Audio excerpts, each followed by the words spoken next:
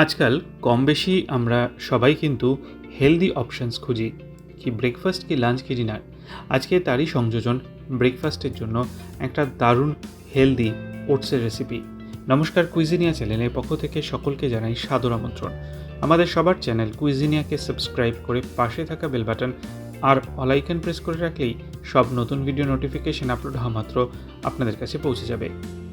এখানে একটা মিক্সির বাটিতে আমি নিয়ে নিয়েছি প্রথমে 1 কাপ পরিমাণ ওটসটা আমি কিন্তু কোনোভাবে ড্রাই রোস্ট করিনি, নর্মাল ওটসটাকেই আমরা নিয়ে নিয়েছি। আর এটা কিন্তু প্লেন ওটস, এটা কোনো মশলা ওটস আমরা ব্যবহার করিনি। এবার এটাকে আমরা শুকনো অবস্থাতেই প্রথমে একদম মিহি করে গুঁড়ো করে একটা বোলের মধ্যে নিয়ে নিলাম। এবার আমরা ওই একই মিক্সি জারে নিয়ে নিয়েছি আরও 1 কাপ ওটস, অর্থাৎ আমি মোট 2 কাপ পরিমাণ ওটস কিন্তু এখানে ব্যবহার করছি।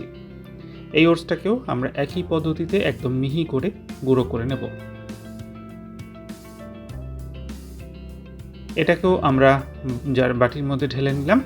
2 কাপ ওটস গুঁড়ো করা হয়ে গেছে। এরপর এর মধ্যে দিয়ে দিচ্ছি আমরা স্বাদ অনুযায়ী নুনটাকে দিয়ে একটু নেড়েচেড়ে মিক্স করে নেওয়া হলো। এটা কিন্তু একদমই হেলদি অপশান, কারণ এর মধ্যে আমি অন্য কিচ্ছু মেশাইনি, আমি জাস্ট এটাকে রুটির মতো করেই কিন্তু তৈরি করছি। এবার এখানে আমরা অল্প অল্প করে জল দিয়ে একটা ব্যাটার বানাচ্ছি। মোট কতটা পরিমাণ জল আমি এখানে ব্যবহার করছি সেটা আমি শেষে আপনাদেরকে বলে দেবো। ঠিক এরকমভাবেই কিন্তু একটু একটু করে জল দিয়ে এই ব্যাটারটাকে বানাবো। আর খেয়াল রাখতে হবে ব্যাটারটা বানানোর সময় যেন কোনো রকম কোনো লাম্প ফর্মেশন না হয়ে থাকে।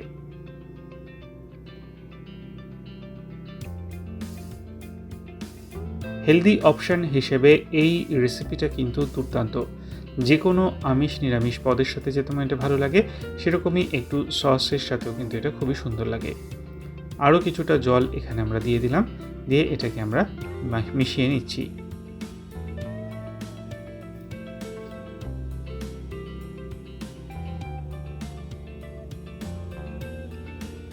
ঠিক এইভাবে কিন্তু আমরা এই ব্যাটারটাকে এখানে বানিয়ে নিচ্ছি।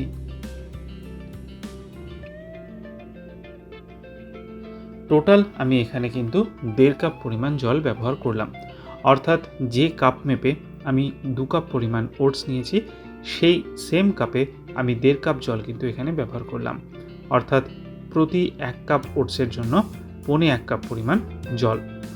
ভালো করে এটাকে মিশিয়ে নেওয়া হয়েছে, দেখুন কোনো লাম্প ফর্মেশন নেই।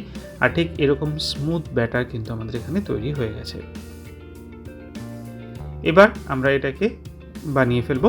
এগিয়ে যাব তার আগে মনে করিয়ে দিই আমার নতুন চ্যানেল লাইফ ইজ প্রেশাস, যেখানে জীবনের নানা দিক নিয়ে আমি আপনাদের সাথে আলোচনা করি। চ্যানেলটাকে সাবস্ক্রাইব করতে আজকে ভিডিও ডেসক্রিপশন বক্সের লিঙ্কটা প্লিজ চেক করে নেবেন। আর যদি ভালো লাগে লাইক শেয়ার কমেন্ট করতে ভুলবেন না যেন। ফিরে আসি রেসিপিতে। একটা ফ্রাইং প্যান আমরা এখানে নিয়ে নিয়েছি। ফ্রাইং প্যানটার মধ্যে সামান্য কয়েক ফোঁটা অয়েল এখানে আমরা ব্রাশ করে নিলাম। আর তারপর এর মধ্যে আমরা হাতায় করে ওই ব্যাটারটাকে ছড়িয়ে দিচ্ছি। চাইলে আপনারা এটাকে ছোট বড় মাঝারি যে কোনো সাইজের করতে পারেন। ঠিক পাতলা করে আমরা এই ব্যাটারটাকে কিন্তু এরকমভাবে ছড়িয়ে দিলাম। এবার আমরা একটু অপেক্ষা করব, ফ্লেমটাকে মিডিয়ামে রাখা অবস্থায় ওই মিনিট খানেক সময় নিয়ে। যখন দেখবেন ওপরটা শুকনো হয়ে এসছে তখন আস্তে আস্তে সন্তর্পণে একটা খুন্তির সাহায্যে এটাকে কিন্তু আমাদেরকে উল্টে দিতে হবে, কারণ ওপরটা শুকনো হয়ে আসলেই বুঝবেন নিচটা কিন্তু আমাদের হয়ে গেছে। এবার আমরা এটাকে উল্টে দিচ্ছি, ঠিক যেরকম আপনারা ভিডিওতে দেখছেন ঠিক সেরকমভাবে এটা উল্টে নেওয়া হলো। আর উল্টো পিঠটাও একইভাবে এখানে কিন্তু সেঁকে নেওয়া হচ্ছে। আর এখানে কিন্তু তেলের ব্যবহার একদমই যৎসামান্য, তাই এটা কিন্তু খেতে খুবই ভালো লাগে এবং খুব হেলদি অপশানও বটে। জাস্ট ওই যে এটা ছিল ওইটার মধ্যেই আমরা আরেকবার একটুখানি অয়েলটাকে ওই যেটুকু লেগেছিল সেটাই একটু চেপে দিলাম, ব্যাস হয়ে গেছে এটা। এবার আমরা কিন্তু এটা তুলে ফেলছি। তাহলে দেখলেন কত সহজে বানিয়ে ফেলা যায়। অতি অবশ্যই বাড়িতে বানান, বানিয়ে খেয়ে কমেন্টে জানান কেমন লাগলো। ভালো থাকলে লাইক শেয়ার করতে ভুলবেন না যেন।